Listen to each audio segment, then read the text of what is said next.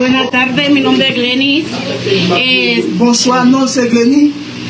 Soy dominicana, 100%. C'est dominicaine 100%.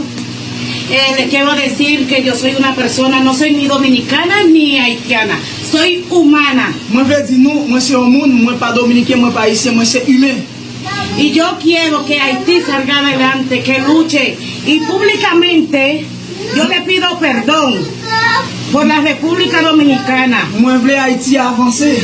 Moi, je veux pour Haïti avancer puis devant et m'a demandé pardon pour la République dominicaine. Porque son humanos igual que nosotros y también nosotros somos inmigrantes. Et parce que les peuple haïtien c'est humain, même avec nous, nous-mêmes tous nous sommes immigrants, tout parce que nous allons dans notre pays tout. Y no es justo la forma que en mi país están tratando a nuestros hermanos haitianos. Il n'est pas juste pour façon de traiter immigrants haïtiens dans le pays, c'est ça le dit. Públicamente doy la cara por muchos dominicanos que no están de acuerdo. Publiquement, moi, je figure, moi, je présence, moi, pour un pays dominicain qui pas accepter Lo que está pasando en nuestro país. Qui pas accepter ça qui a passé dans le pays contre haïtien.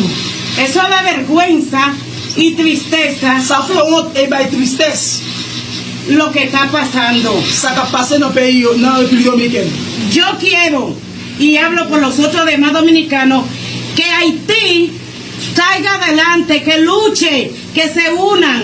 Moi, je veux, et je parle pour tout le Dominicain, je veux pour Haïti avancer plus devant et pour nous unir, nous. Pour Haïtiens unis.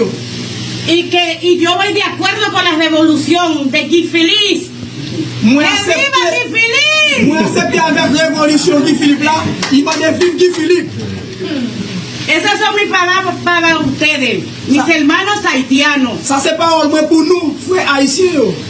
Y cuenten con mis apoyos. Nous mettons compter sur la pub.